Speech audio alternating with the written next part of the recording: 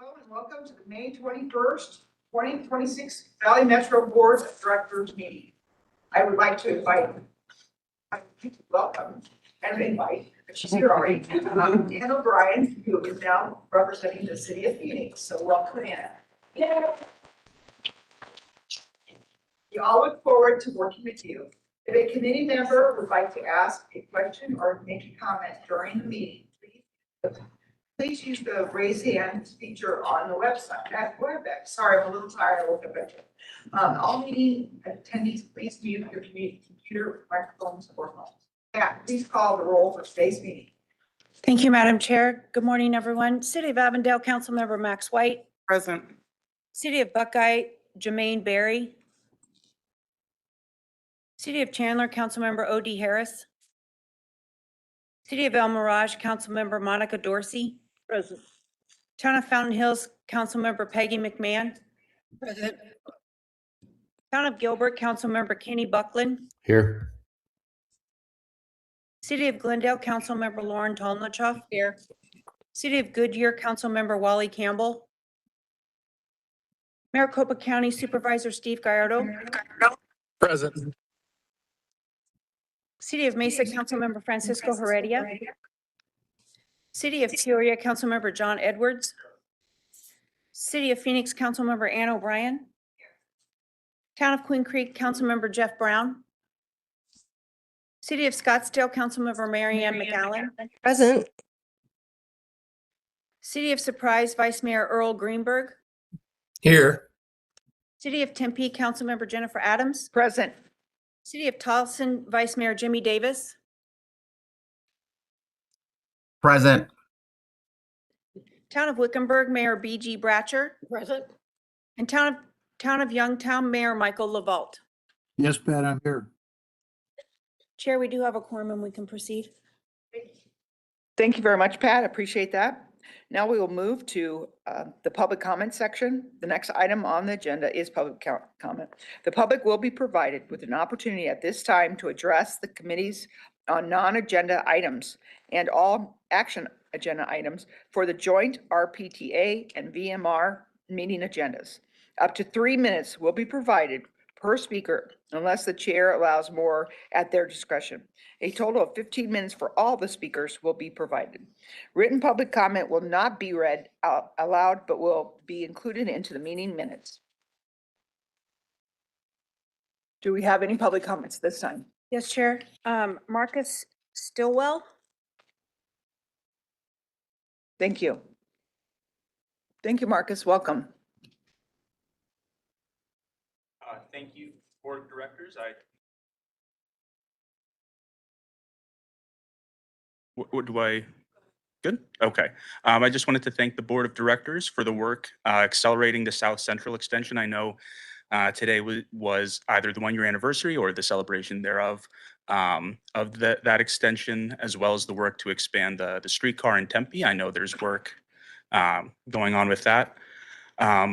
But I came here today to speak to advocate for more shade at bus stops and other transit hubs. I'm a transit user and I appreciate all the work that you do, but sometimes having to, hide behind a wall or a tree and crouch down just to find some shade feels a little undignified at times. And just expanding the opportunity for riders to be able to wait in the shade would be greatly appreciated.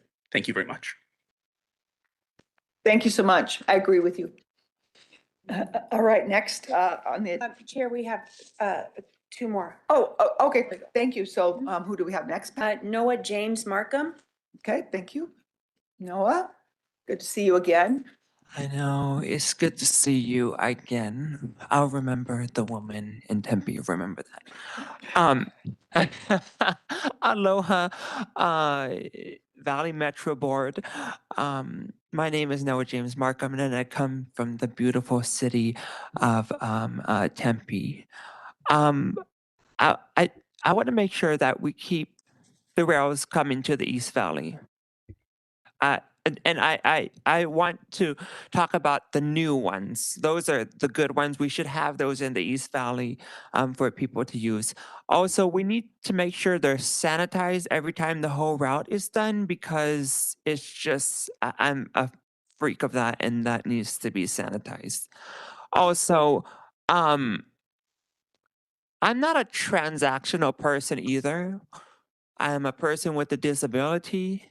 And the last time I had somebody on this Valley Metro board give me his card to tell him, you know, maybe I should complain this way to him about ride choice in paratransit. And I just felt very disrespected when you give me a card like that and think I'm a transactional person as a person with a disability. I think we should understand that, you know, there are people that are angry in every kind of ability, not just people with disabilities. But we need to make sure that people on the phones are very polite to people with disabilities, especially for ride choice. This is, you know, we already get treated very horribly in this world, especially with this president in office.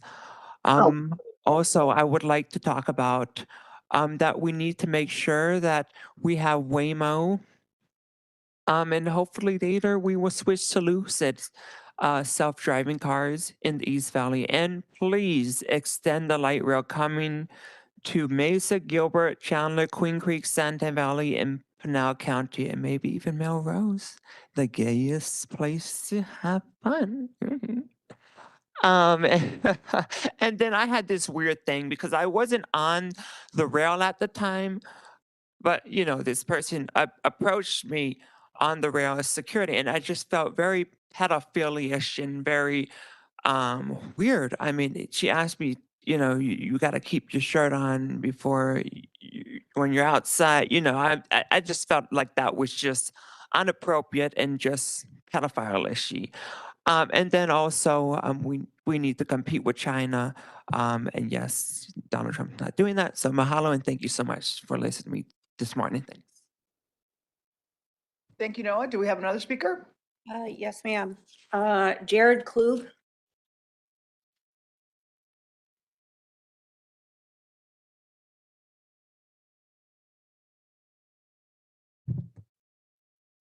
Good to go. Hello. So, some of the main concerns that I have as another person on disability or who is disabled, especially on the auditorial side, is it feels. I lost my train of thought. I'm sorry. I'll just start with. Can we please actually invest in Mr. systems in the light rail stations? I think that would be very helpful with getting some more cooling down systems along the lines of that.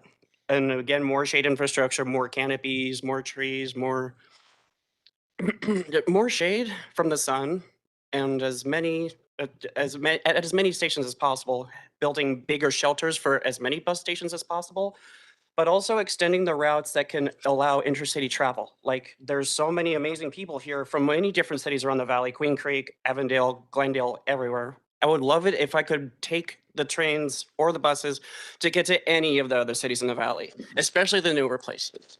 And one of my colleagues, I work in the Chandler Regional Medical Center, and one of my colleagues actually asked me, who lives in Queen Creek, to get some more buses out there so he doesn't have to drive anymore.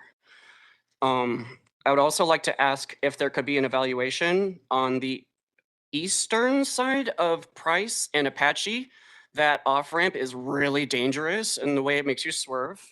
And I would also like to ask if we can get buses and bikes out of traffic so that they don't interlock.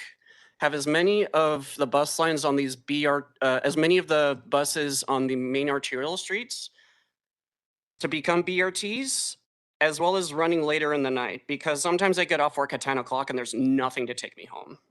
It would also be lovely if we can have some more racks on the front of the buses to have more bike capacity. And it would also be very nice if we could see if we get the bike lanes to not be in the middle of the street. So like if you're trying to make a right turn, I would like it not have to worry about cars going over the bike lane, hitting me to make a right turn. If we can have the bus, no, forgive me, the bike lanes, if they could not be required to drive over them to make a right turn, that would make a massive safety improvement for someone like me on a bicycle. As well as trying to, if we can encourage more no ride on red at major intersections to help with safety for people on bikes and walking on foot. But I also think that along these major thoroughfares and the bigger streets that are usually busier, if not only we can get separate BRT, but can we also get bicycle highways that can also take you across the valley? Yes, there's the canal path, but I think it should be paved all the way along the entire length of the path. It could have a really awesome bike highway that takes you all the way from one end to the other. That can also take you to different hubs. And I would also love to see if we can have some sort of like an art competition for decorating the building for the central hub district, because it feels very sterile. It does not feel very inviting at all. There's no seating at the main hub in downtown Phoenix. There's no seating, there's no nothing. It feels very sterile. It doesn't feel welcoming. I wish there could be more going down over there. But honestly, just more public art competitions in general, like even the Mill Avenue, the new Mill Avenue sign. What the H is that? Can we just have a public competition for things like that instead for the community? That'd be great. I'm over time. Thank you so much. Thank you for your comments. Thank you. All right. Next. We have Aaron Cav. Oh, okay. I'm sorry. I used we had three Sorry. speakers. Aaron, come on up.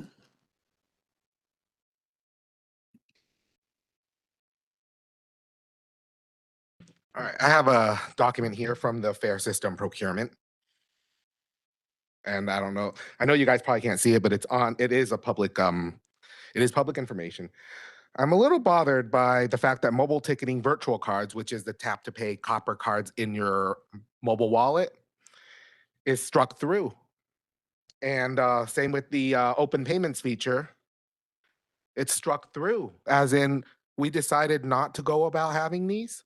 That bothers me because we spent $195,000 on plastic to help people position their phones for the QR code. The QR code system is not working.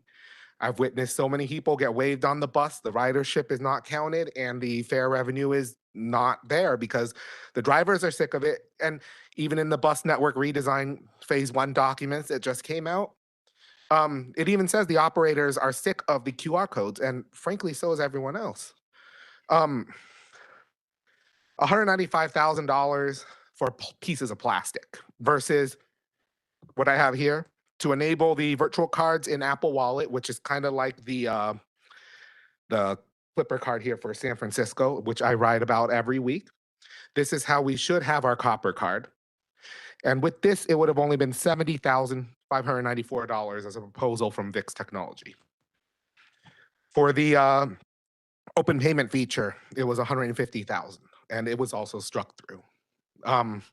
I want someone to get back to me about why these items were struck through when these would already have greatly improved the rider experience. It would have already technically marketed Valley Metro because with an Apple Wallet, the minute your plane lands at the airport, everyone gets a notification that says, "Welcome to Phoenix. Add a copper card to your Apple Wallet to ride public transit." And then now that person who was going to pull out their phone to call an Uber will see, "Oh, I'll ride the bus. I'll ride the train. It's right there." And it's automatic. You don't even have to pay for that feature because Apple includes it. But to have it struck through, I don't know what happened here. And it's such a minute line item to strike through compared to, like $1 million for a bill acceptor for the cash payments, which I get we need. But $70,000 for the virtual cards was struck through. The open payments was struck through. And this is from the VIX contract that's on the City of Phoenix public record. And I haven't seen any movement on trying to get the open payments working. That is all. Yes, could we have someone follow up with him on his questions? Yes, thank you, Madam Chair. We have staff on the way, actually. Okay. Okay, yeah, and share it with the board, because I've gotten a lot of feedback in the last week about people are having problems. So I think it would be valuable for the board to know what's. Thank you, what's- Madam Chair, members of the board. We will prepare a memo to the board with current status and then future directions for our fare collection program, which do include open payment. Okay, thank you. Number 2, Chief Executive Officer's Report. Okay. Jessica. Good morning, Madam Chair, members of the board. Welcome, Councilmember O'Brien. On behalf of the Valley Metro team, we are delighted to have you serve on our board, and we look forward to your leadership. Thank you for taking the time to take the photos for the South Central Extension this morning. Yesterday, I should note, was our 4-year anniversary of Streetcar in Tempe. Hard to believe we have been at it for 4 years with strong growth since. So this morning, I want to provide you with a brief update from our Accessible Transportation Services team.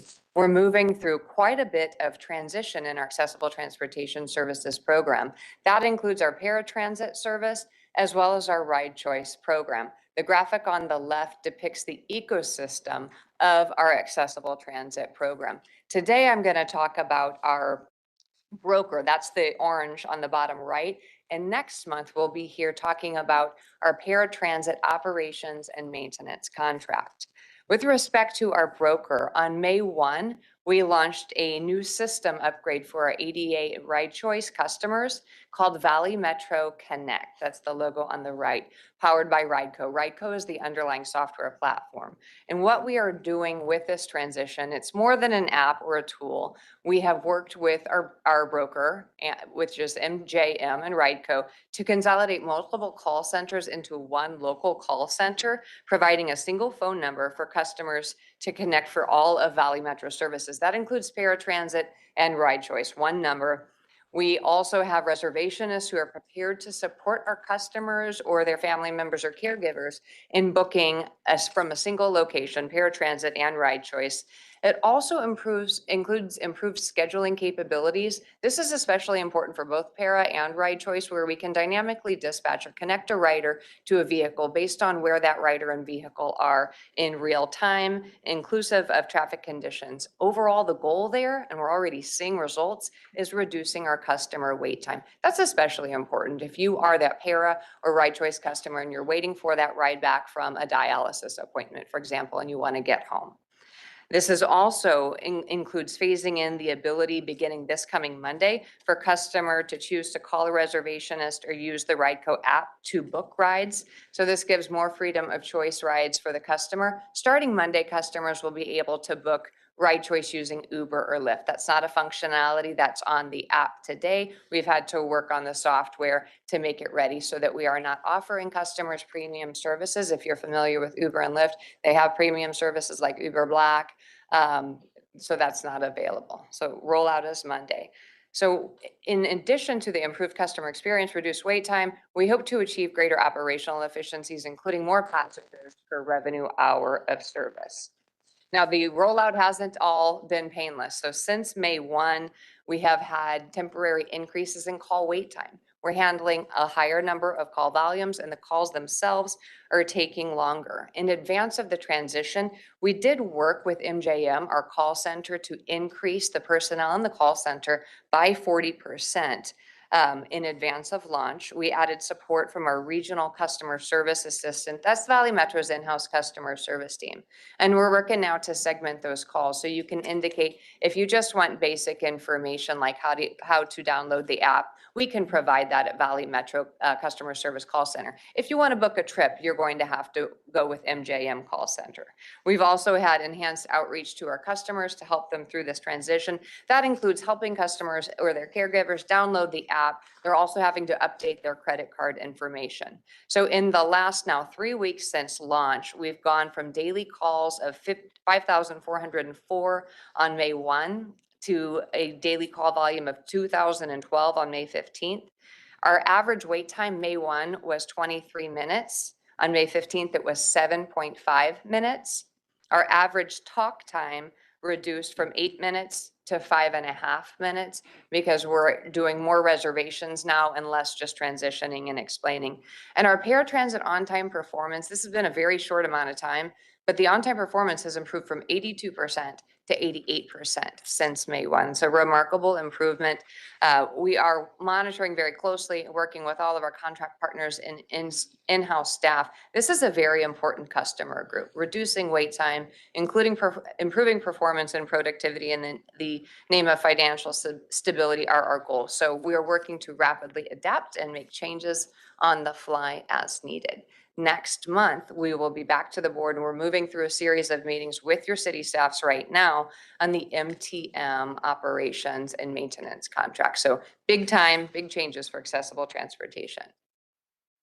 Mr. Klug mentioned public art contest. We have such a public art contest every year. Our Design to Transit Wrap contest is for high school students who submit original artwork for consideration. This year we had 165 unique entries. The winner receives a small scholarship from Valley Metro, but most notably, their artwork is featured on both a bus and a train for the entire year. This year's winner, I know you might not be able to see it well, and it's on a poster in the back left of the room to my right. Our winner was Rayuka Gumpel. Rayuka is currently a senior. Where is her school name?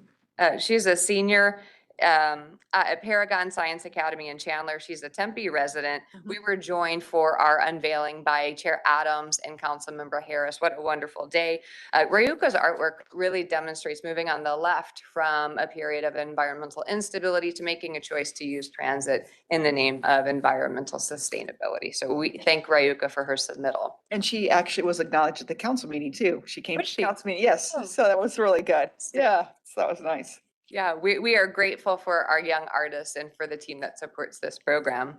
Earlier this month, on May 5th, at the request of Congresswoman Yasmin Ansari, we toured around the public transportation system as she wanted to showcase our growing transit system, also give a visit in advance of the South Central 1-year anniversary. We had the opportunity to share the Community Resource Hub in downtown Phoenix with the Congresswoman. That is a partnership between the City of Phoenix, Downtown Partnership, and Valley Metro, where we have staff and resources, including the downtown ambassadors, Valley Metro customer service, Valley Metro customer experience representatives who deploy on the light rail system. This is their hub. They work together, and soon, with the support of a $1 million congressionally directed funding awarded with Congresswoman Ansari's support, we will be rolling out behavioral health services across the light rail system. This pilot program will add a layer of service to our current information and enforcement programs that is much needed across the system. We're going to continue to provide the board with updates and information on this. We've been pursuing funding for a couple of years for this needed service, and I am delighted to be able to roll it out. On the tour, we also toured the B line and rode all the way to Central and Baseline, where City of Phoenix had the opportunity to showcase one of their new battery electric buses. We also stopped at one of our beloved local businesses, El Tacazo, where owners Angelico Riddle and Crystal hosted us. The tacos are fantastic, of course, and always. So we are grateful for the Congresswoman on her advocacy. We also have a current application that's moving through with the Congresswoman's support for congressionally directed funding to upgrade and expand our CCTV system. It is heat relief season across the Valley. I just want to bring attention to the partnerships that Valley Metro has and the services that we offer to support our riders, our neighbors, and importantly, our team members. We work hand in glove with our member cities, also with MAG. We host on-the-ground efforts throughout the heat season. We're distributing things like shade and water bottles. And of course, we have specialized program focused just on Valley Metro team members. That includes things like water backpacks and electrolyte packets. Fast approaching, as mentioned, is our South Central Extension 1-year anniversary. This really has been a transformational investment, and I am surprised in the best of ways at the amount of ridership and the engagement and support of the community surrounding South Central since the time we opened the project. The South Mountain and South Phoenix communities have embraced this new high-quality service. Today, South Central is carrying about 20% of our light rail boarding. Central and Baseline is our third busiest station, followed just following the Metro Center Station and your district council member O'Brien, also one of the new extensions to the Valley Metro light rail system. In March alone, we saw 175,000 boardings across the light rail system. Many of those boardings began on the South Central extension. At the national stage, this project is generating a great deal of attention. In recent weeks, we have been on the national stage and recognized by the American Council of Engineering Companies, Women's Transportation Seminar International, and the International Partnering Institute. Each of these are very prestigious awards, and I congratulate the Valley Metro and City of Phoenix teams who are responsible for building these projects with the community. I'm going to take a pause. So looking ahead, with your support today, we have the draft FY27 budget ahead of you.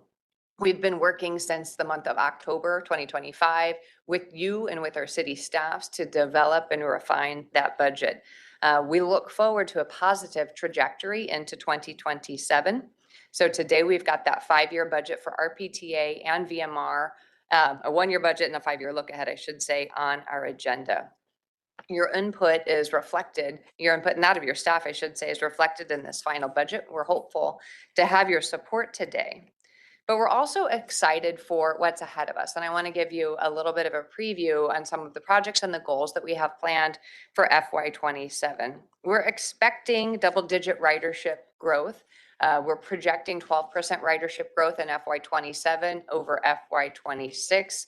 We look forward to sharing final FY26 ridership with you. Currently, we're continuing to see year-over-year ridership growth of double digits every single month. Our service reliability, we have really focused a great deal on service reliability across all of our transportation options.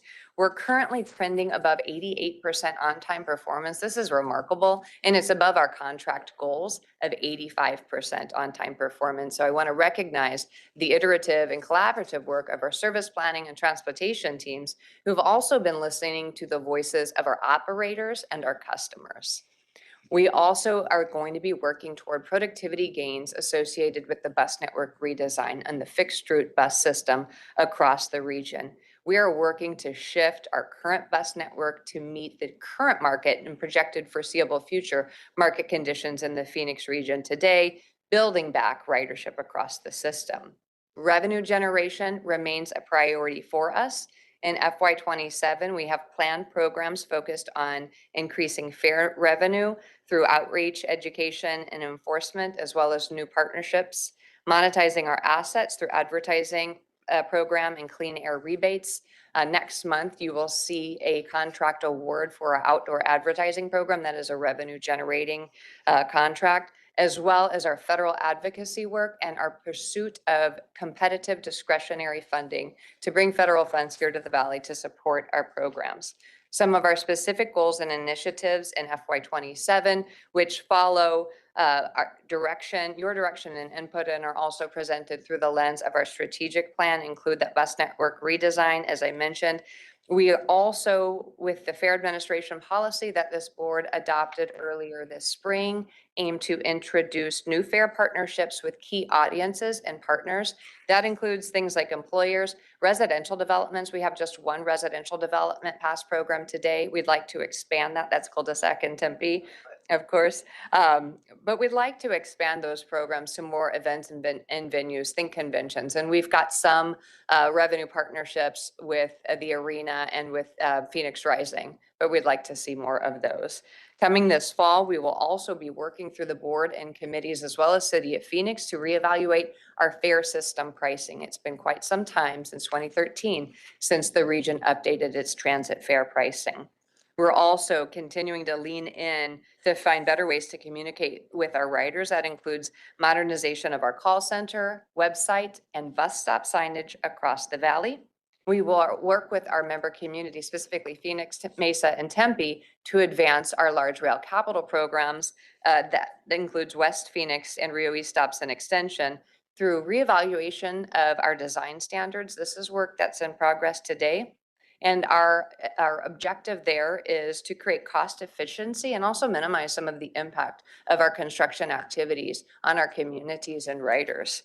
and through tailored engagement programs, including early business preparedness. We've got a strong business assistance and engagement program, but we think we can improve upon it further. We are working to implement our crime prevention through environmental design and our rail collision reduction and travel optimization studies. And as I mentioned earlier, we'll launch the Community Safety Project thanks to funding from Congresswoman Ansari. We're going to continue to work through the ad hoc committee to develop budget and refine budget and contract management frameworks and continue to evaluate different programs for insourcing versus outsourcing. We're excited about the year ahead. We've gotten a lot done this year. We have a lot ahead of us. We look forward to working with you and advancing these initiatives under your leadership. Just a look ahead at schedule.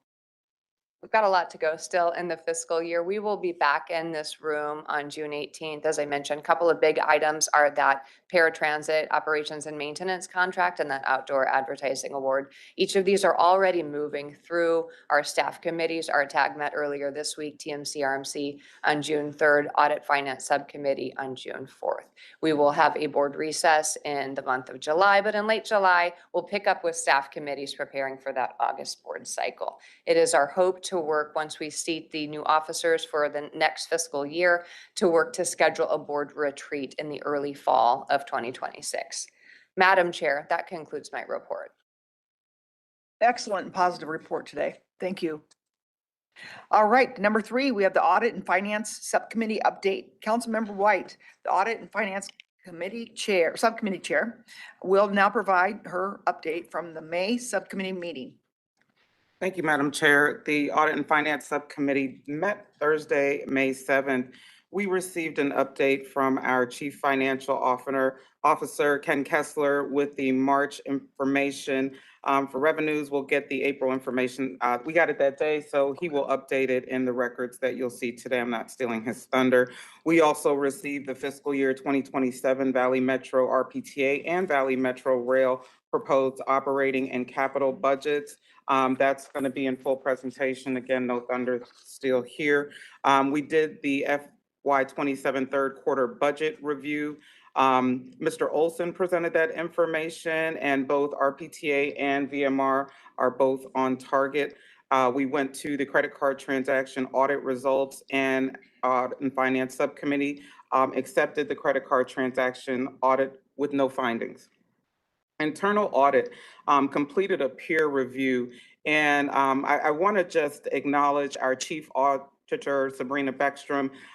We received the results from our peer review, and Madam, I'm just going to take a point of personal privilege here. I wanted to first thank the entire organization for becoming Red Book certified. What does that really mean? Now Valley Metro meets international standards for professional practice of internal auditing. Why does it matter, right? We have to make some relevance here. It's a global benchmark. We have mandatory guidance, so there are core principles we must meet, code of ethics, standards, and we have to have guidance that we're following and have a structured framework. Being certified truly means that we've demonstrated compliance with the attributes and standards, performance standards, and implementation. As we look at the review results, Valley Metro received a generally conforms and internal quality control system was adequately designed and operating effectively to provide reasonable assurance of conformance with the standards. Engagement risk assessment process is meticulous and gathers sufficient information, well-designed paperwork structure, including templates and checklists. I think it's so important, and I really want to thank the board, first of all, for allowing me to serve as your Audit and Finance Subcommittee Chair for 2 years straight. I know that you have other options to vote for. I have a few more people that I'd like to thank. He's not here, they're not in the room, but Bill Stipp, Clay Goodman, the council members from the West Valley, Goodyear and Buckeye respectively. They were my mentors that encouraged me to step out and lead in this place. I can't take any of the credit for all of this, but I do believe that I brought this as a recommendation, which is why they both considered me as a worthy candidate to serve in this role. Thank you for receiving the recommendation, Sabrina, an agency that's been around for over 40 years. This is the first peer review ever completed of a $500 million agency underneath your leadership, Ms. Medford Miller. And I just want to thank your entire organization for doing all the work, allowing a little kid who started off at a small credit card bank, MBNA, and got the opportunity to retire from Bank of America in having seen multiple financial crises. I don't want to make us think we're going in that direction right now, but I want to thank you for allowing me the opportunity to serve in this role, and thank you for being able to receive the highest standards possible, becoming Red Book certified. Continuing with this report, we did get an internal audit update from Mr. Conrad. Currently underway are the following audits: our business continuity plan, artificial intelligence controls, internal safety and security. We went ahead and just as a monthly reminder, intergovernmental agreement, contract change orders, amendments, and awards, please take time to review those in detail and make sure that your IIGs, your intergovernmental, reach out to Valley Metro with any questions. We reported on future agenda items and current events. I do want to say, after consultation and having shared this already with the leadership of Valley Metro, the June meeting will be my final meeting as Audit and Finance Subcommittee Chair. I appreciate your leadership, Madam Chair. I appreciate the opportunity to serve in this role, but we do have to let things roll over. So June, our meeting will be on June 4th, Thursday at 12 p.m. Thank you for the honor of being able to serve. That concludes my report. Thank you. Thank you very much. Thank you very much for the very, very thorough report, Councilmember White, and I really appreciate your leadership on this subcommittee, and you've done a great job. Thank you. Yes, you'll be very much missed. Thank you. All right, our next item is number 4, procurement and a business practices joint ad hoc committee update. Councilmember Tomachov. Thank you, Madam Chair. Yeah. Say that 3 times Yeah. fast. So the Thank you. joint ad hoc committee had a productive meeting on April 29th. We reviewed 4 different draft recommendations from various staff regarding procurement practices, and there was and policies. There was a consensus to refer them to the board for action. So the proposed changes will reduce or simplify the processes, shorten the procurement timeline, which was one of the goals, specific goals that we had, and increase transparency and enhance oversight of on-call and task order contracts. The presentation was provided on the agency's initial steps related to the adoption of AI. We had quite a lengthy conversation about how the agency is working to adopt some AI processes. So there has been an agency adopted an acceptable use policy in March, deployed a framework to evaluate applications for use, approved an initial batch of 6 applications, and heard about ongoing efforts to integrate AI to enhance the agency's cyber security posture. That might be a great study session for the board, to bring the board up to date on what's actually happening, because that's not going to be part of my evaluation. The committee reviewed and approved a high-level framework for evaluating insourcing opportunities. The process includes a snapshot of proposal with rough order of magnitude cost avoidance estimates, a deep dive presentation to refine analysis and provide a better estimate of cost avoidance or impact, and establish metrics to report against. Everything looks good, then the committee will, if everything looks good, the committee will refer that opportunity to the full board for consideration. The 3 high-level presentations of opportunities were reviewed, and all 3 were approved to continue to develop a deep dive analysis and related materials. At the next meeting, at the June 22nd meeting, the committee will be looking at referring the first batch of insourcing proposals to accomplish these goals, and specifically also cost savings, which is really another main goal for consideration by the board. The first item that was a consensus reach is on the agenda today for the board's consideration. That concludes my report. Thank you for your report. Really appreciate it. And the item is presented for information only. All right, going to number 5, the consent agenda. The consent agenda is presented for action. Does the committee have any questions or do any items need to be pulled for separate discussion? Yes, Councilmember White. I move we accept the consent agenda. Do I have a second? Second. All in favor, say aye. Aye. Aye. Any opposed? All right, we got them all done. Okay, excellent. Good job. I request a motion for and a second to approve consent. I already did that. Pause for, okay. I'm reading my script. Number 6, joint ad hoc committee update to procurement policies and procedures. I will ask Jonathan Thatcher to provide the presentation for this item. Thank you. Hi. Great, thank you. Madam Chair, members of the board, it's a pleasure to bring to you today the first 4 items from the Joint Ad Hoc Committee for Procurement and Business Practices. Just before we begin, a little bit of background for the committee. The committee was formed by an action of the board in September of 2025 and had its initial organizational meeting in January. In February, it kicked off its first working meeting where it focused on the procurement practices and policies of the organization. And that's where the draft recommendations were first presented to the committee for consideration. During working meeting number 2, the committee reviewed the draft recommendations again, and then unanimously decided to refer these recommendations to the full board of directors for consideration and action today. And so that's kind of where we're at so far in this process. I mentioned there were 4 policy recommendations. So the first recommendation was to eliminate the solicitation authorization requirement for RPTA. Again, this is a requirement that only exists for RPTA-related solicitations, not Valley Metro Rail solicitations. This would reduce the procurement timeline by 2 months, and we would continue to issue the monthly solicitation report that you get, where you can see all open and active solicitations. So this is really an item to impact that timeline, reduce it by 2 months at the front end, and allow us to move through our processes faster. The second is to adopt the FTA micro purchase and simplified acquisition thresholds as amended, which they currently sit at 15,000 and 350,000 respectively. This would align the delegated authorities across the entities here at Valley Metro.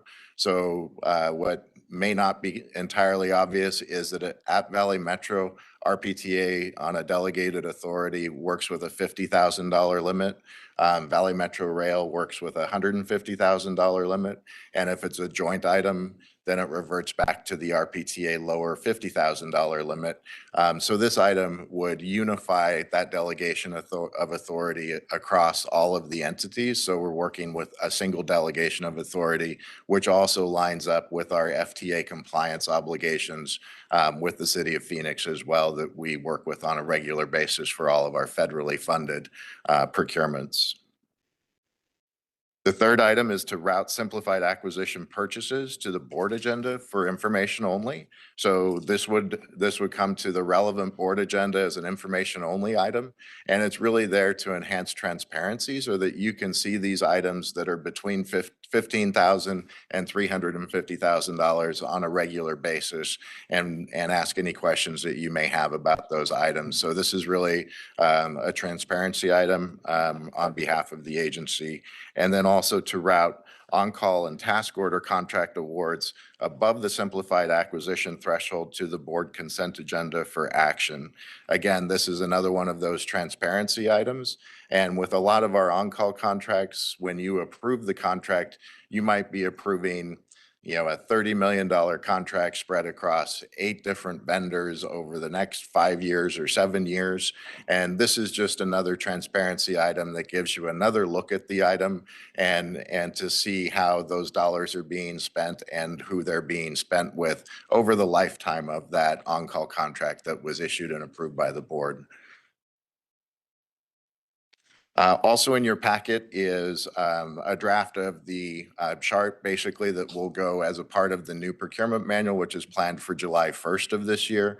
And so this is the delegation of authority chart that delegates the authority from the board to the CEO and would appear in that chart and be a part of the training of the new procurement manual for the agency. So with that, I'll just wrap up with the authorization for the recommendation, which is authorization for the Chief Executive Officer to discontinue the requirement of submitting the procurement solicitation authorizations, adopt the FTA micro purchase and simplified acquisition thresholds in the delegations of authority, route simplified acquisition purchases made to the relevant board agenda for information, and then route on-call and task order or job order contracts above the simplified acquisition limit to the relevant board agenda on the consent agenda, unless somebody wants to pull it and talk about a particular item. Okay, thank you so much. Does the committee have any questions for Mr. Thatcher? Yes. I move to accept the recommendations. Do I have a second? Second. All in favor? Say aye. Yes, we can. Aye. Thank you. Aye. I have to pull that back. We need to have discussion. My bad. Councilmember White? Thank you so much, Chair. I was just taking a look, great presentation. Thank you so much. Thank you for all the hard work. I've been asking for the procurement manual for a while. And that didn't harm those audit results. So take your time. July 1st sounds great. I'm going to go back to policy recommendations, the delegation of authority from the board to the chief executive officer. Can we take a look at that slide for me, please, again? And thank you. Sure. Maybe I just have a few questions, and if we can get the thought process behind it, that might be all that I need. But as I take a look at the threshold, and we just know costs have skyrocketed since we've all served on this board this year. So if we, we could probably put a line in the sand and give a date, but let's not be petty. The threshold with 350,000 or higher, I think that threshold is probably about 150,000 shorter of what I thought it might be. And then I just wanted to understand why that was set. I do appreciate the IGAs at any dollar value coming to us, but for the first two item, new contract award, contract amendment, change order, task orders, I was just thinking that higher dollar amount might give us a little bit more flexibility, demonstrate a little bit more trust, and absorb the fact the market conditions have completely changed.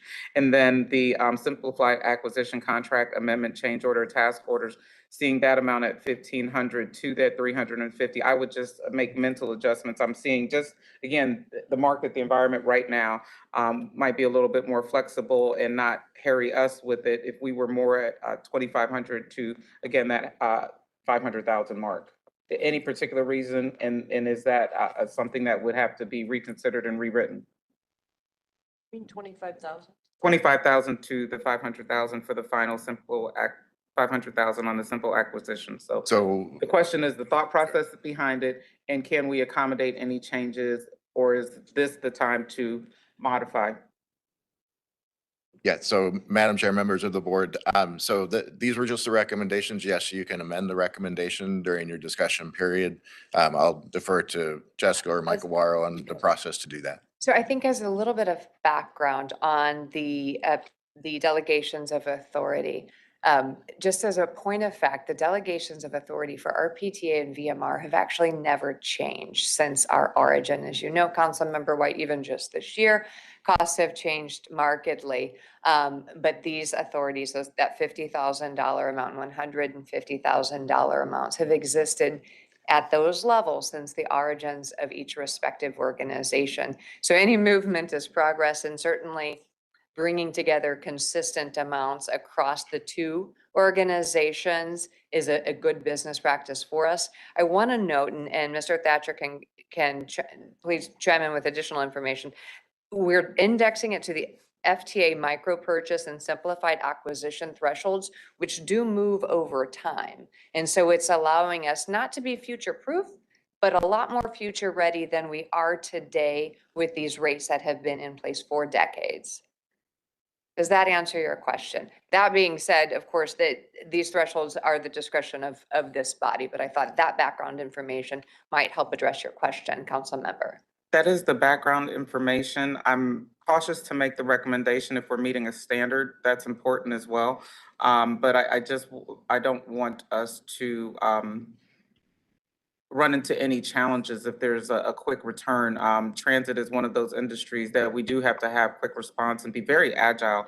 And so I just want to be forward facing and allow for innovation, because those are the things that do require those quick turnarounds and might have a higher dollar value. But thank you very much. I will defer to our chair. Thank you. Yes, thank you. Do we have any other discussion on the matter?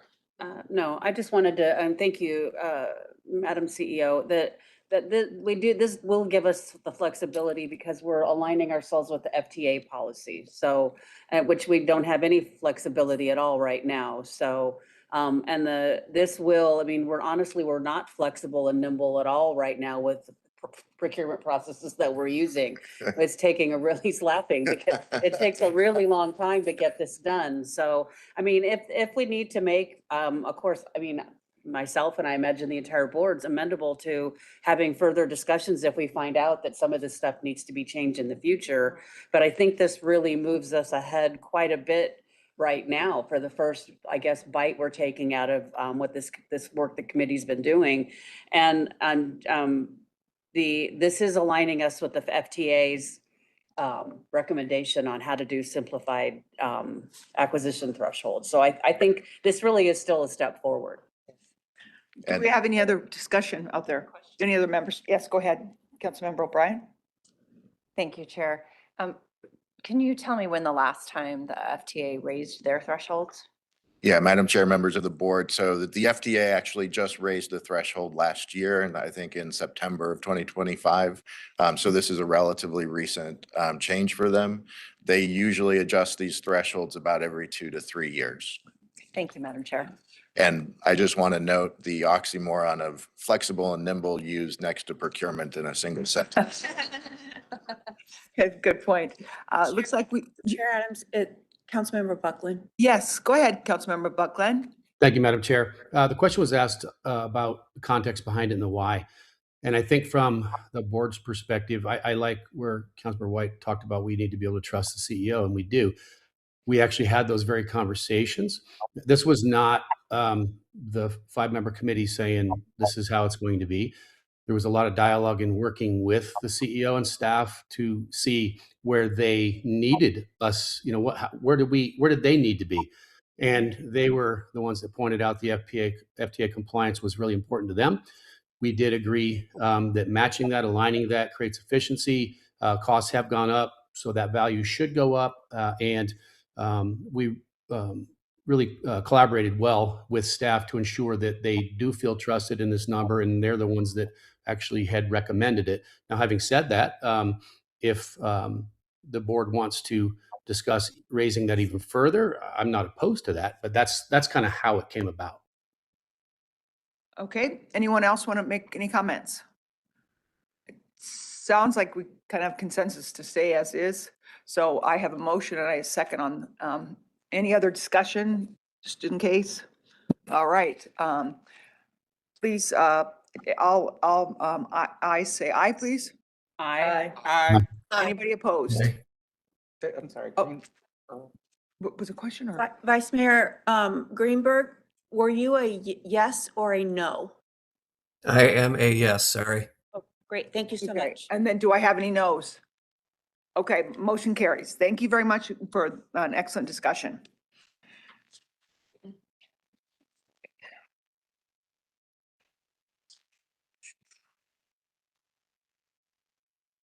Number 7, strategic plan quarterly update. Are there any questions from the committee? Seeing none, this item is presented for informational only. Information only.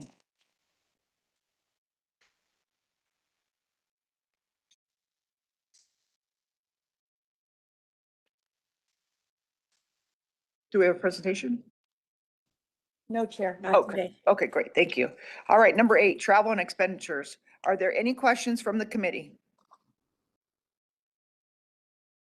This item is presented for information only. Number 9, report on current events and suggested future agenda items. Do the members of the committee have any current events or suggested future agenda items for consideration? Yes, Councilmember White. Thank you so much, Chair Adams. I heard the commentary this morning, and I do recall, I just wanted to thank Valley Metro for allowing me to go and participate in the Impact conferences. And one of in the last year's Impact conference was, I believe, in Portland, and we had the opportunity to live, experience, and do a mobile tour for exactly what the gentleman in the audience talked about. Two different people referred to things that we experienced. It was the tap pay from mobile devices. So I know that's already a part of the study. I don't know if we need an agenda item. But designated rail active transit, I call pedestrian traffic study. I don't know if we could do that with any future developments. I don't want to infringe upon the direction of our majority municipality here, but I think as we look forward to seeing expansion throughout Maricopa County with rail, I think it would be great if we did have some designated rail and walking active transit spaces. And I think they said a bridge or a highway. They do have that existing throughout the Portland region. And so I think that I was sent there for a purpose, and I just want to report on the fact that that exists. Thank you for the recommendations, and see if any studies can be done or any feedback can be provided to us. And also shout out to Marty, who Impact is recognizing this week, talking about CEPTED. He is on the Impact Steering Committee representing Valley Metro. Thank you for all that you do. Marty did a great CEPTED crime prevention from environmental design. Let me not use the acronyms. We did yes, sorry about that. We did an awesome mobile tour to view all of those stops here during the Arizona Public Transit Association conference a couple of months ago. So those are all important things that we can continue to tie some of these studies together, but that is something I'd like us to have reporting on in the future. Thank you. Thank you. Do we have any other members that would like to report on any current events or suggested future agenda items? Okay, seeing none. The next meeting of our joint boards is scheduled for Thursday, June 18th, 2026 at 11:15 a.m. I will request a motion and a second to adjourn. So moved. Second. All in favor, say aye. Aye. Aye. Any opposed? Motion carries. We are adjourned.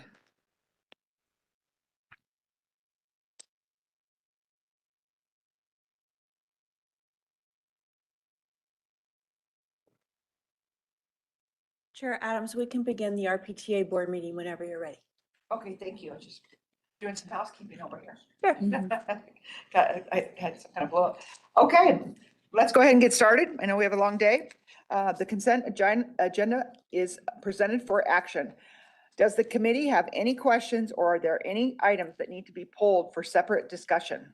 Madam, I have a question on 2 items on the consent agenda. Okay, go ahead.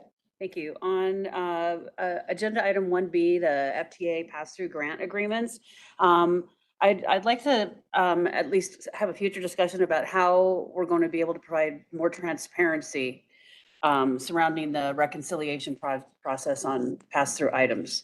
That's one question. Okay. And then on item D, the intergovernmental agreement with MAG. I'd like to clarify, though, that we're going to have this brought back to the committee for further amendment if the recommendations of the manager's work group regard whatever the recommendations are, and then they go through MAG, whatever those are, if they're going to require any changes to this. I just want to go on record that we understand that this may be subject to change. So those are my 2 questions. Okay, thank you. Councilmember White? I move that we accept the consent agenda. Do I have a second? Second. Is there any discussion? Yes, thank you, Madam Chair. As we look at item 1B and 1D, I think those are things that are going to require full reporting, but we do also want to thank and be mindful of ADOT as well as MAG for being the facilitator of the funds that we will be the stewards of in the future. Okay, thank you very much. Any other comments? All right, so is anyone willing to make a motion to approve? She did. We did. Oh, I'm sorry, you guys. Yep, okay, off we go. Number 2, We haven't voted. Chair, we need to call for the question. Oh, Asking if everyone agrees, oh, if there are any nays. okay.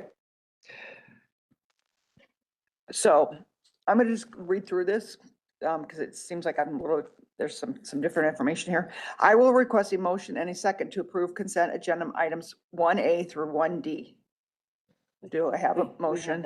We had that. Max made it and I seconded it. Okay. All in favor, please say aye. Aye.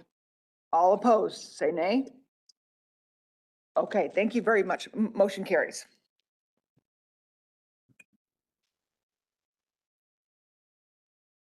Number 2, renewable natural gas revenue contract award. I will ask Jessica to introduce this item. Thank you, Madam Chair, members of the board, and I'll invite Greg Thompson, our Deputy Chief of Bus Maintenance, to provide a brief presentation. This contract before you is a revenue generating contract. This is under the umbrella of stabilizing our energy costs and financial stability.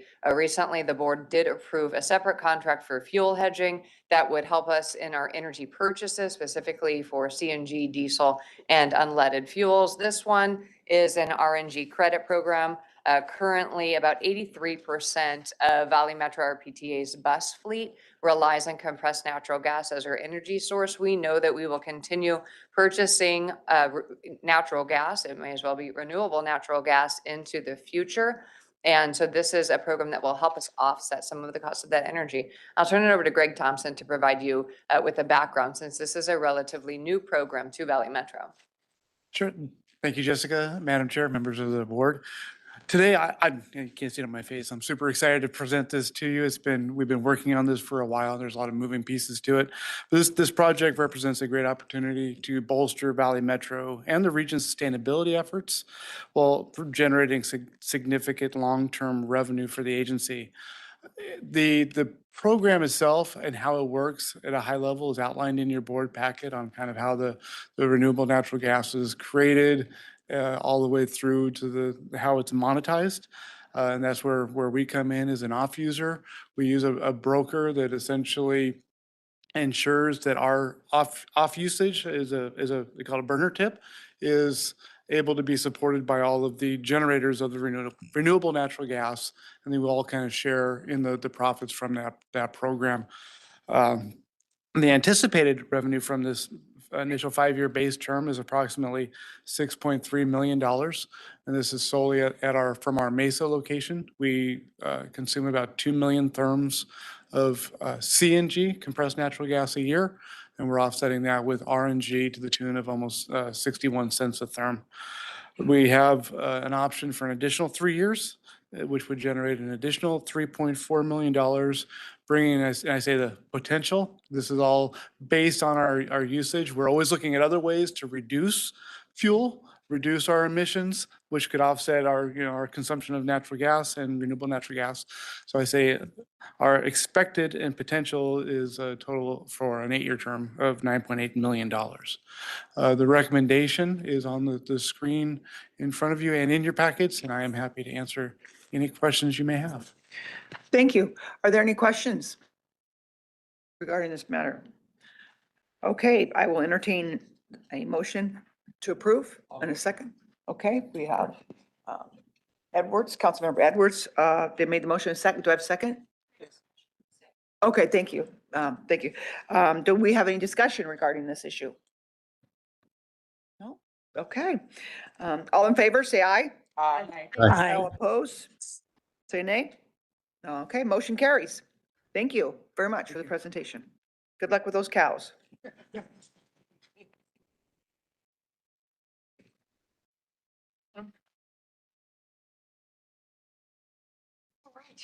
right. This now brings us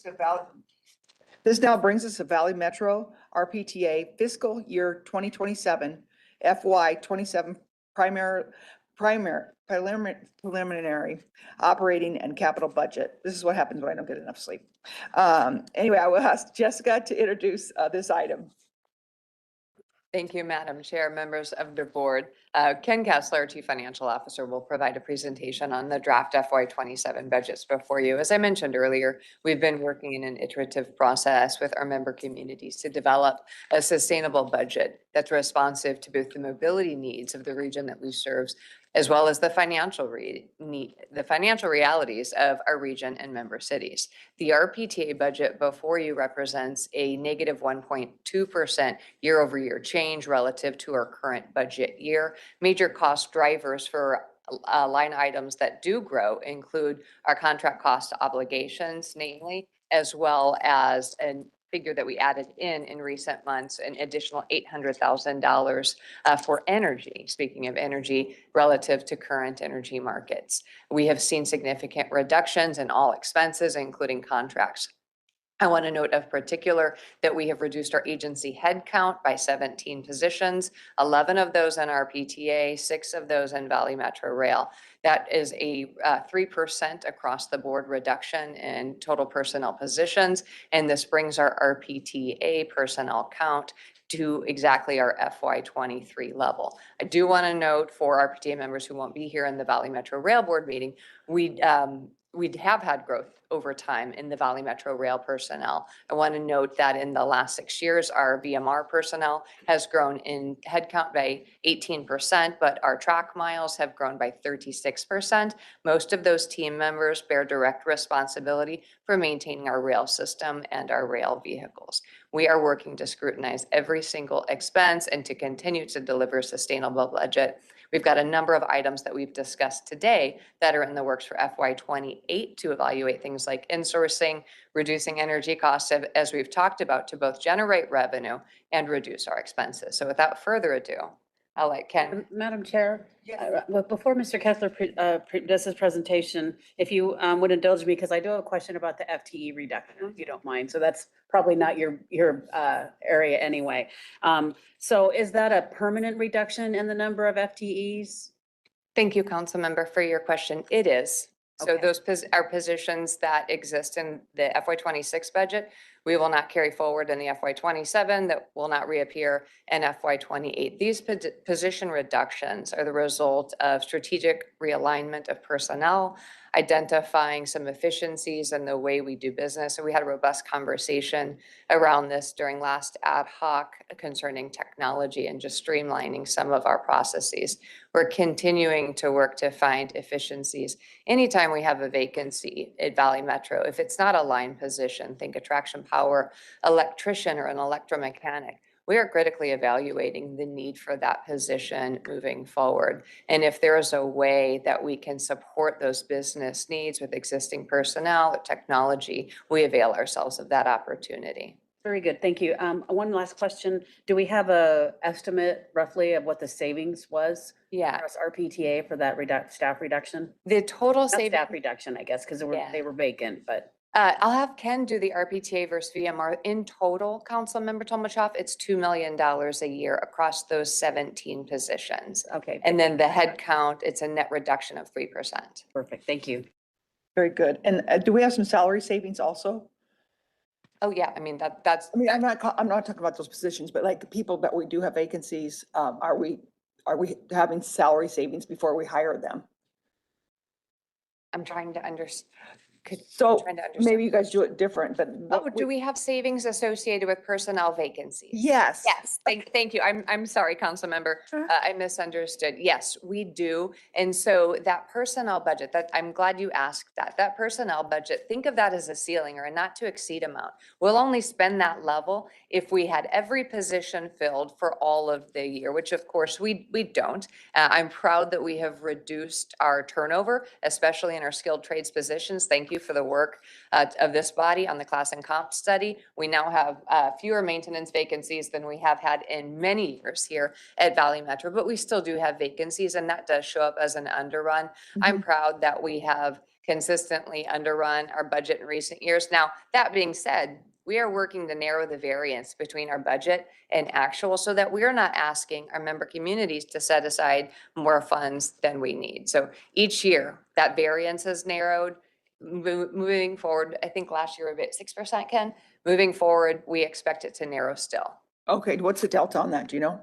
It's 6%. It's 6%? Yeah, Okay. was for I'm sorry, FY 25. We're still in FY 26. Yeah. Okay, I'm all about how can we save money? You know, the cities Absolutely. have been hit so hard with the rental tax, thanks to our friends at the state capitol. Yes, and we've been working hand in glove with the cities, and I do want to commend the Valley Metro team for sharpening the pencils and doing the hard work to identify savings, giving up positions. Thank you. Yes, thank you. Okay, are there any other questions from the board? We have sorry, you weren't done. Ready? Yeah, you haven't even started. a big. I have. Good. She explained most of it. So Get a blanket and a pillow. We're about to lock in. we can jump right to the recommendation. Seatbelt on. All right, it's all yours, Ken. Right. Oops. Thank you, Madam Chair. Thank you, Jessica, for that introduction to this item. I do want to start off before I get into the details of the budget today by expressing my appreciation for everyone's efforts. Our budget team, Tyler Olson, Mike Kearns, and their team for their hard work. Staff throughout the agency that are involved in the budget process every year and on a monthly basis, and monitoring and managing the budget. I want to thank the board as well as all the member agency staff and management teams that have provided input and feedback. And as Jessica mentioned, along the way, we've incorporated the feedback we've heard for the last several months. Appreciate the collaborative process and all the input. Obviously the budget is a very important part of the organization. It really spells out our priorities. So very important to incorporate and hear feedback from all the members. So I just want to express my thanks to everybody's efforts along the way. So that said, getting into some of the details of the budget, just here's our overview. So basically, we started out with a base budget that was a reduction of $11.4 million over the current year, or under the current year budget. And then there's ongoing obligations, as Jessica kind of alluded to, those contract rate increases, fuel increases year over year, those types of things, about $7.9 million driving the budget there. To ultimately landing at a place of a $275.8 million budget, which is a net reduction of $3.4 million over FY26, representing, as Jessica mentioned, about 1.2% reduction. So looking at some of the process along the way, so as I mentioned, we start with the base budget. We made reductions to that $11.4 million. So this is a summary table identifying those items that were reduced from the base budget. These are things like either one-time items or maybe items that maybe have a duration of a year or two that ended in FY26, or those areas where we've seen underruns in recent years, and kind of really scrutinize the budget to see where are we trending under budget. And so looking at pulling back that budget going forward, recognizing that if we're consistently underrunning, well, we don't need to continue to budget at that level, so pulling back. So result there, about $11.4 million reduction in the base budget as we developed the budget throughout the past several months. And then from there, those sort of obligations are built in, those contract rate increases, fuel estimates, again, working with a very uncertain situation in terms of fuel markets right now. So I wanted to make sure that we had adequate budget there, and just a number of those items that are just those ongoing commitments and inflationary cost drivers. So about a total of $7.9 million there for those items. Now, looking at the adjustments we made along the way during the budget process as we kicked it off and distributed those original preliminary budgets back in October. So a number of items here, and you could see the personnel eliminations as well as removing the COLA that was in the original budget amount to about $1.5 million. Recalling off the top of my head to your question, Councilmember Tomlinchoff, the elimination of the positions was a little over $1 million on the RPTA side. And so the balance of that was really the elimination of the COLA we had in the original budget. And then just wanted to kind of touch on the contingency here. That's a fairly large number, and just kind of explain what that is. After we go through the process of adjusting the base budget for any of those eliminations that for this year amounted to $11.4 million. Back in September, October, we do add in a contingency because we want to deliver a not to exceed amount to member agencies, recognizing we're all pretty much on the same timeline for developing our budgets, and that you all need information early in the fall, early in the spring, as you're developing your budget. So we want to make sure that the first preliminary budget that we deliver has a not to exceed amount. So any adjustments to our budget going forward, will be a net downward adjustment. So that contingency is eliminated as part of the budget development process. And really it's there for those unknowns, those uncertain things. So as you know, we have some contract rates we know for the coming year, but we may have some contracts coming up for renewal and we don't have known rates, some of those unforeseen things. So we like to build in a little buffer at the beginning of the budget process, again, so we don't come with bigger numbers come the springtime as cities are already well into their budget process. So about a little over $13 million there in adjustments, reductions net throughout the course of the process. And then moving into the operating program. So on the use of fund side, you can see here an overall reduction of, as Jessica mentioned, 1.2%.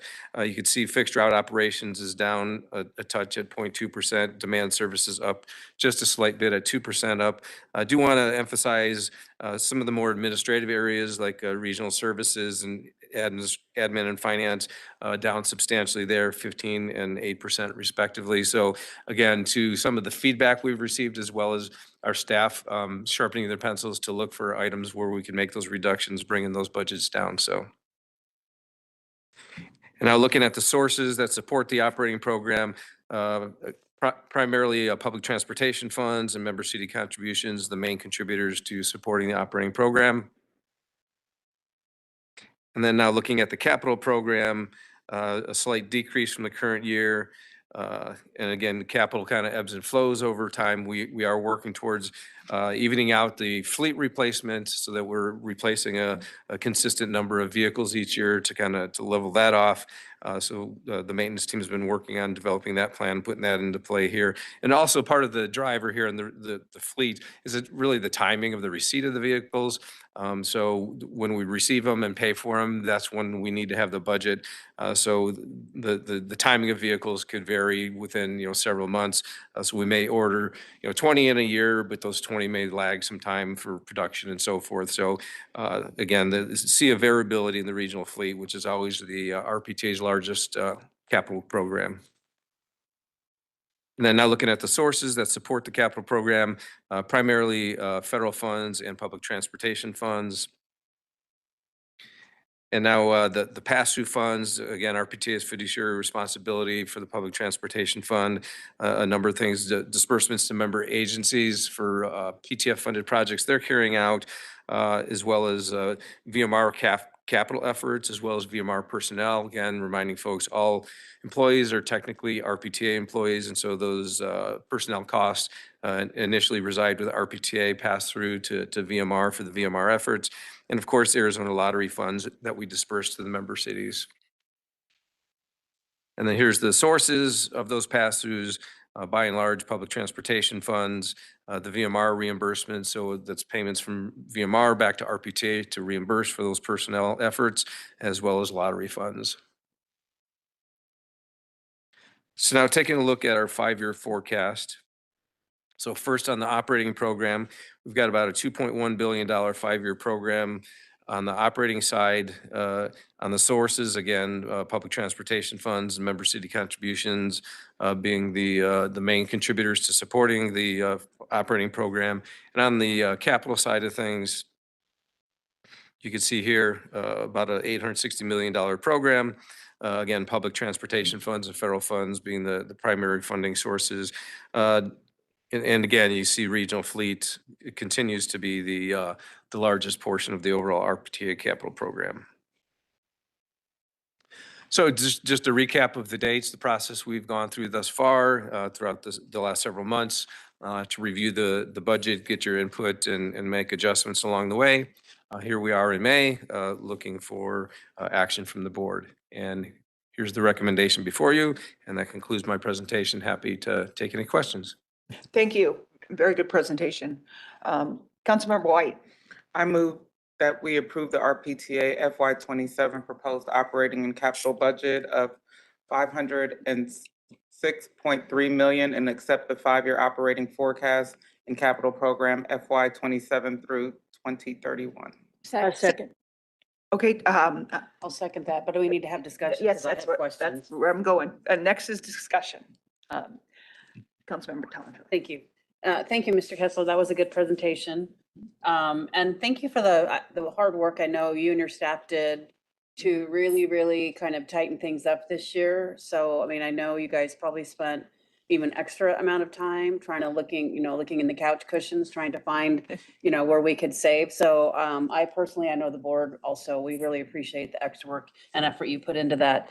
I do have now with the new, relationship with MAG, though, I do have a question about how are we going to get on the same page with forecasting and assumptions so that we don't have I mean, this is our first year of the relationship. So, but do we have a plan in place to figure out how we can get on the same page with our forecasting assumptions going Uh, forward? Madam Chair, Councilmember Tomatov. Yeah, so, I mean, we've been working with MAG closely, and as you mentioned, I mean, this is sort of a process in the making as we, work to, do the initial launch of Prop 479, TLCP. We're in a new era, and, I think it just becomes a matter of, continuing to work more closely with MAG. We've had a lot of conversations and, more recently about questions that have come up about, how our 5-year forecast compares to maybe those same 5 years in their plan. And yeah, there are definitely some variations and assumptions between the two agencies. Inflation escalators. Right, yes, absolutely.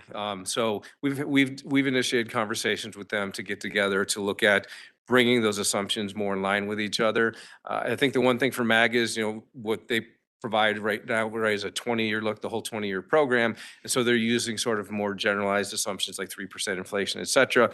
For us, when we developed the 5-year, it's a shorter time horizon we're looking at. So we have a little more known, right? We have contract rates and things like that for at least some period of time for the duration of those contracts terms. So we will be working with them to make sure we're sharing all that information, make sure they have as much of that detailed information that we have that go into our forecast, so that they have that same information. So at least for those sort of near-term to mid-term projections in their 20-year program, that they can align those with ours. We are also working towards developing a 20 to 30-year forecast for Valley Metro Independent. So we will work as we develop that to align that with MAG, so that, if we put a 20-year forecast out there, that we're, fairly well in alignment with MAG. I will mention, though, I don't know that our numbers will always ever exactly match. And I think a lot of it has to do with the timing of when we do our updates, when they do their updates, and so on and so forth. So, the goal is to get obviously very, very close as possible, certainly.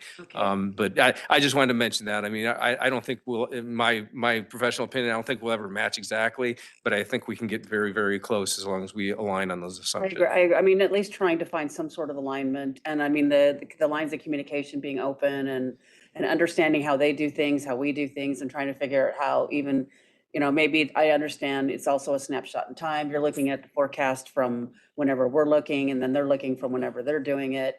They may be using something they forecasted a couple of years ago. So I understand that we're not going to probably all be exactly in alignment, but I'm happy to hear that we're working on trying to figure out how we're going to better understand each other. And so there's not so much unknown, I guess, when we're doing forecasting. Yeah, and the variability. I mean, I agree. We've got some comments from some member agencies over the last couple months or so, and, to that point about, the numbers not matching up. And I get that. And as a financial professional, that it kind of bugs me as well. Again, I don't expect it to match exactly, but I would like it to look, a lot more alike than it has. I appreciate the work you're doing, Ken. Thank you. Certainly. Thank you.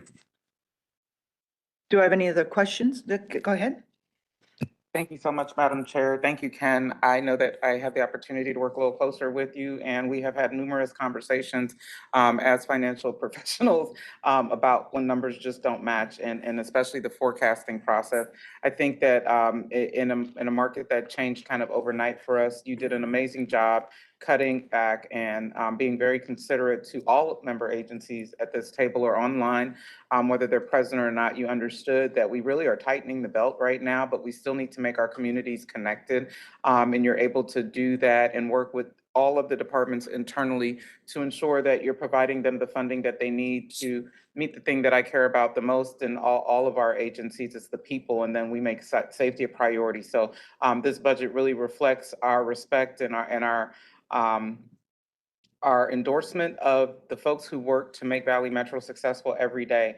We want to do right by them and give you all the resources that you need to make sure that we have connected communities, and we're doing that in a safe and responsible way. So this budget reflects that to me, and I just wanted to commend you, Mr. Olson. Thank you so much for leading out in the budget process and all the teams that were able to tighten the belts. That 3% is something that resonates with me. That's probably what we had to cut back in my municipality. So if nothing else, you are reflecting what we expect in the city of Avondale. So thank you very much. Thank you. Do we have anyone else that wants to have some discussion? Seeing none, we have a motion and a second on the floor. So all in favor, say aye. Aye. Any opposed? Motion carried.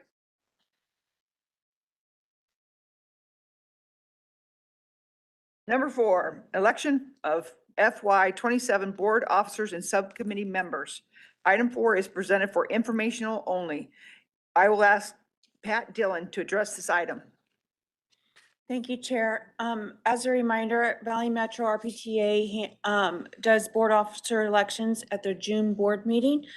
Positions that are open for letters of interest are the chair, vice chair, and treasurer. And there are 2 openings on the Audit and Finance Subcommittee, and there's 1 opening on, or there will be 2 openings on the Joint Board Subcommittee. All of those committees are outlined in the memo that is in your packet. If there are any questions or your staff has any questions, I'm happy to answer them. And letters of interest for any of those positions are due June 5th at 5 o'clock. Very good, Pat. Thank you for that. Does anybody have any questions for Pat regarding the open positions? Okay, number 5, report on current events and suggested future agenda items. Do any members have any reports on current events, or are there any agenda items for future meetings? Madam Chair? Yes. Thank you. I'd like to request a future agenda item for, and specifically for the June board meeting, to have staff and the CEO and her staff bring us back a, we have the hiring freeze, so that is scheduled to end at the end of the fiscal year. So to bring us back the proposed organizational chart under the 2, I think it was the COO and a CAO that you requested, what your proposed organizational chart would be under that, if that was to go ahead and be approved by the board. And then what just a brief synopsis of what the responsibilities of your executive team would be under the new org chart. Thank you, Madam Chair. Sure. Any other discussions? Councilmember White. Thank you so much, Madam Chair. Thank you so much, fellow board members. I just wanted to celebrate with everyone who has tried out microtransit in the West Valley.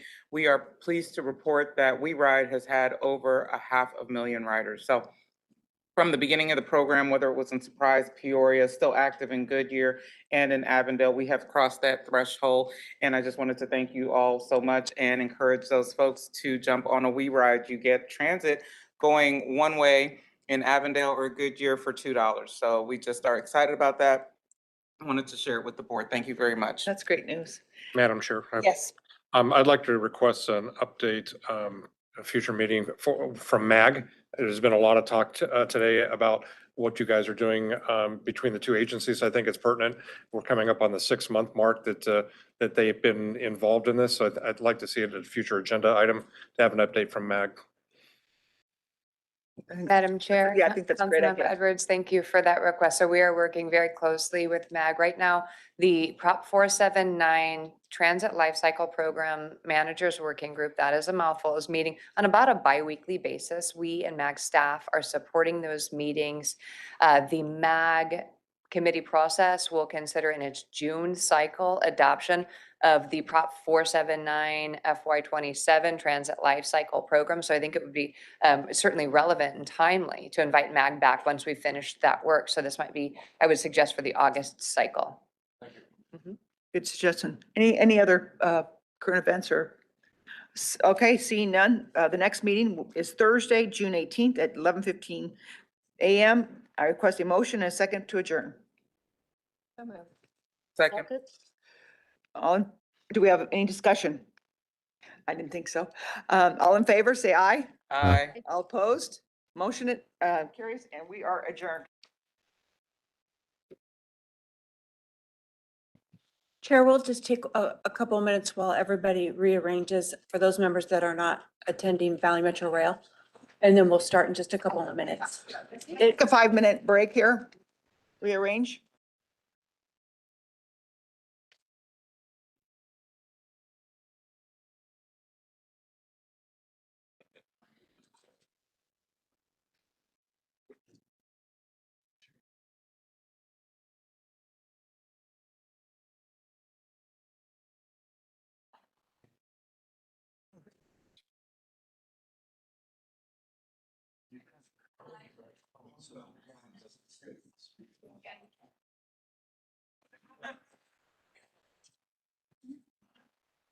Yeah.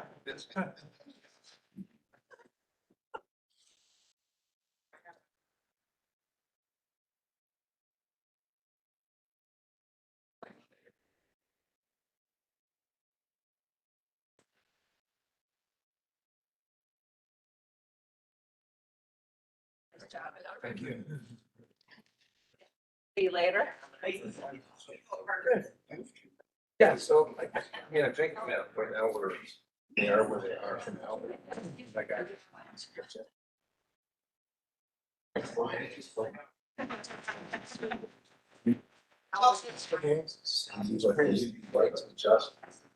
They were getting me back to the point.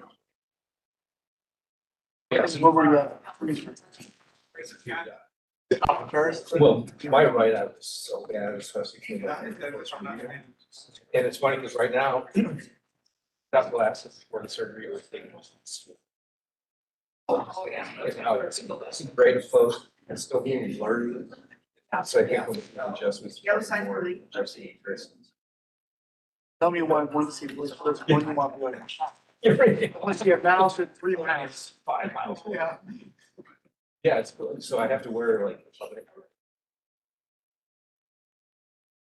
So anyways, but Ah, that's Because you want UV light messing with the light. So then after they adjust, you know, it's concentrated, lock it in. And then- Pretty cool, man. But they told me about. I went for a consultation. Chief, I'm so, yeah, they went to this. The place I went to. Hold on. I've watched.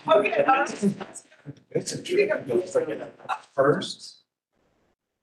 They cover the other eye. At first it's coming out of the eye. Kind of see the instruments, but also the blur, and then it's just like light, just like, I mean. Everything's out of focus. Right. Yeah, it's just. That would be. Yeah, they just give you like. If you're on eye drops. I dropped that. Some people do, they have the proper sensation. Oh, yes. Yeah. No, it doesn't knock you out. It doesn't knock you out. It's just kind of. But then I was nice, guys. It's like. Yeah. I think, yeah, you have to go on your own. I don't think that option. I was younger, I was looking at the shop, I kept getting. I went to the ER. I looked at them. And the doctor said, oh, I know that he. Great. Yeah. I reached over and. So anytime I had something bother my eye, like. Oh, that's great. I can be quick. Give me 20 seconds for. I had a challenge. Huh? Yeah, I think that was more than I guess. Salary savings. Let me say. I'm looking at the number. And they almost. First one, 5 million. For some reason, it sticks out in my mind. Try it on. All right, so the balance of about 1.1 million or so.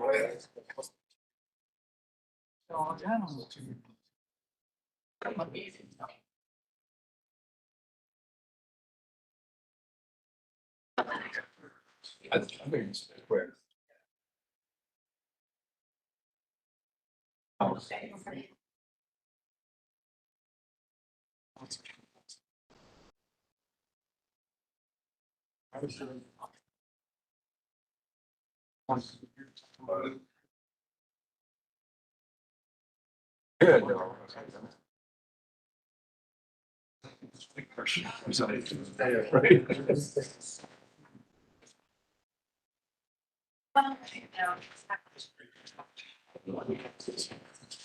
Yeah.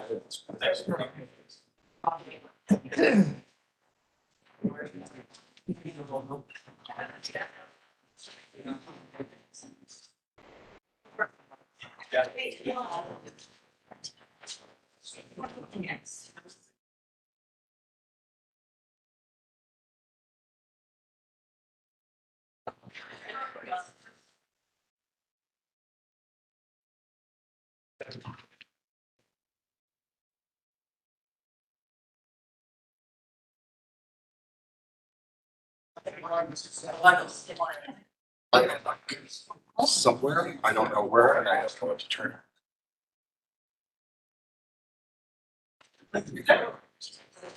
Yeah.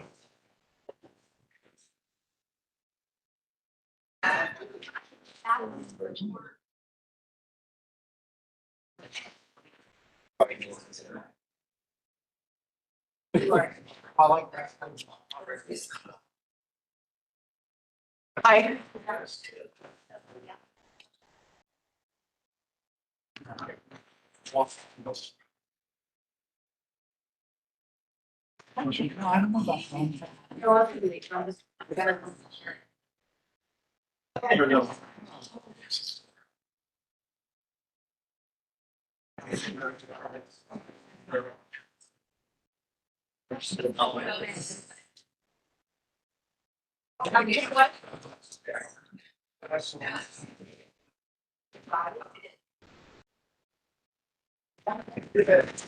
This is on.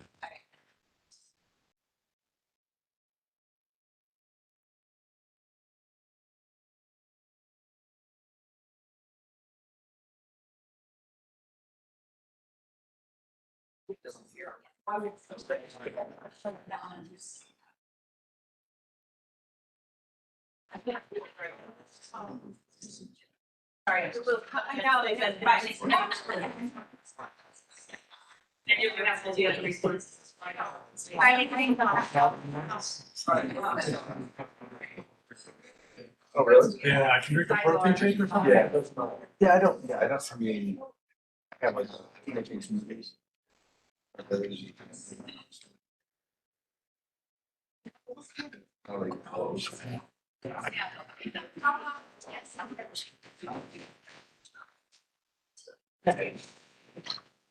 Welcome to the Valley Metro Rail Board of Directors meetings for May. Consent agenda. The consent agenda is presented for action. Does the committee have any questions or are there any items that need to be pulled for separate discussion? Seeing none, I request a motion and a second to approve the consent agendas items A1 and IAB, 1B. So move, okay, second. All in favor, say aye. Aye. Any opposed? Motion carries. Number 2 is facilities maintenance and repair and operations and industrial supplies contract award. Grainer. I will ask Darren Dury, Chief Maintenance Officer, to present this item. Go ahead. Thank you, Darren. Mr. Dury. Yeah. Hello, I'm Rob Rosenberg, the Deputy Chief of Oh. Rail Maintenance. I'm gonna try to fill in for Darren. It's pretty big shoes, but let me see if I can be quick and fill this in. Look like him, but. So the item before you is a 5-year supply agreement with Granger for a not to exceed value of just a little bit under 1.4 million. This, as you can see in the slide, this gives us the ability to procure materials that we need to maintain our existing equipment. This contract does not obligate us to spend any funds, but really is just the mechanism for us to procure those to maintain the system.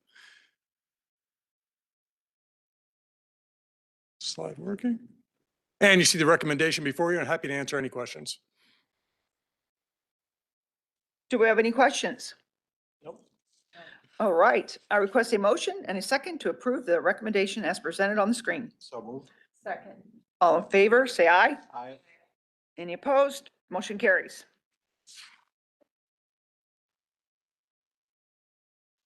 And I also have the next item before you, the facilities maintenance and repair, another supply contract with Fastenal. This contract is also a 5-year term with a not to exceed value of a little over 1.3 million.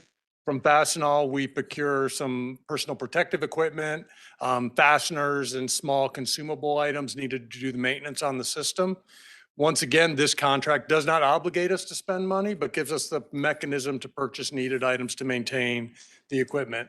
I'm happy to answer any questions. Does the committee have any questions? I request a motion and a second to approve the recommendation as presented on the screen. So moved. Second. All in favor, say aye. Aye. Aye opposed? Anybody opposed? No? Okay, we're good. Thank you. Not opposed.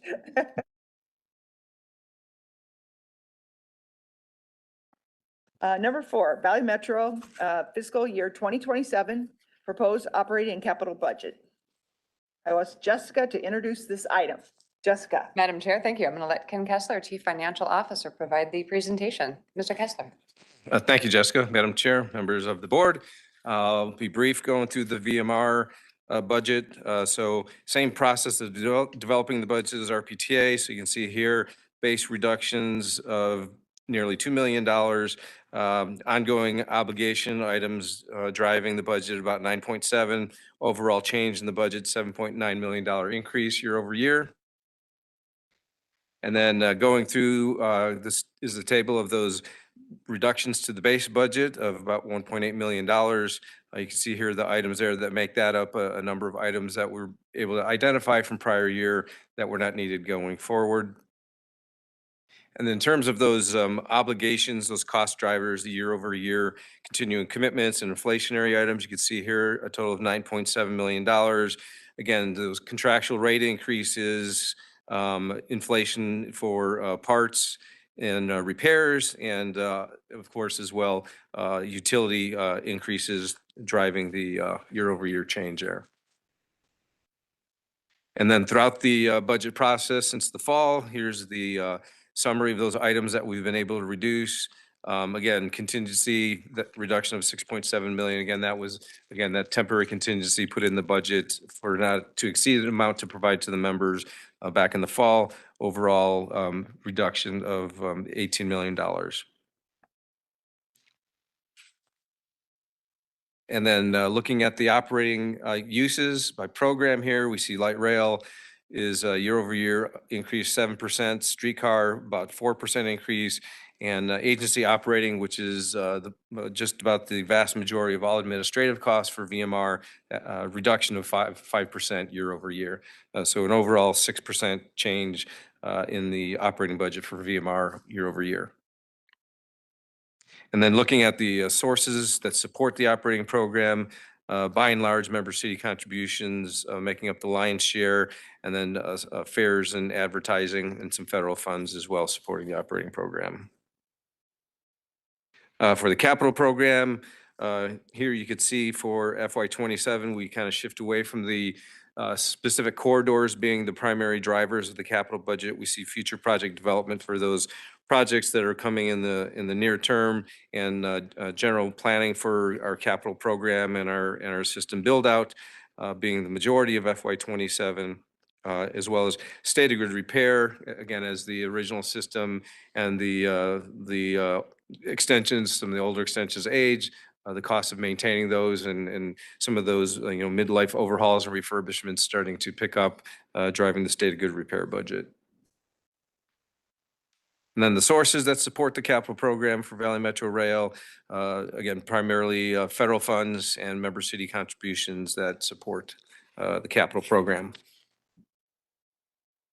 And then looking at the VMR 5-year forecast, about a $700 million 5-year operating program.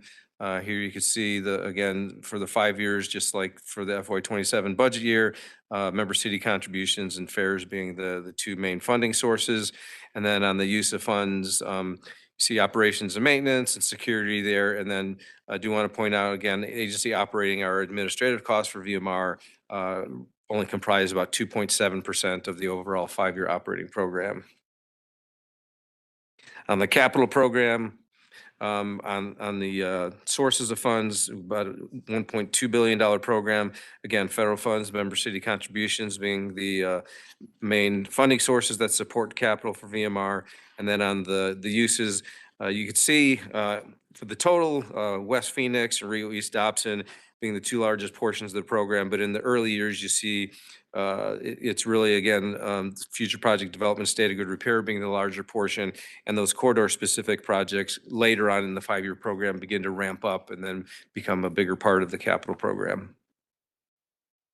Again, a recap of the dates that we've been sharing the budget and getting your feedback, and there's the recommendation, and happy to answer any questions. Thank you so much. Excellent presentation. Do we have any questions for Mr. Kessler? Seeing none, I request a motion and a second to approve the recommendation as presented on the screen. So moved.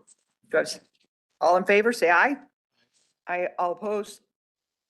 Motion carries.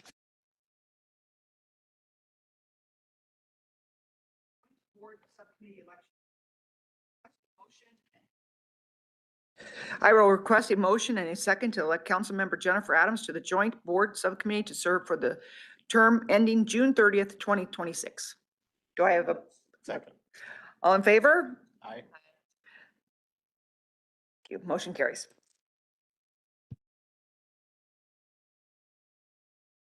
Okay. Number 6, item 6 is presented for informational only. I will ask Pat Dillon to address this item. Chair and members of the committee, it is very similar to what I presented and spoke to during the RPTA board meeting.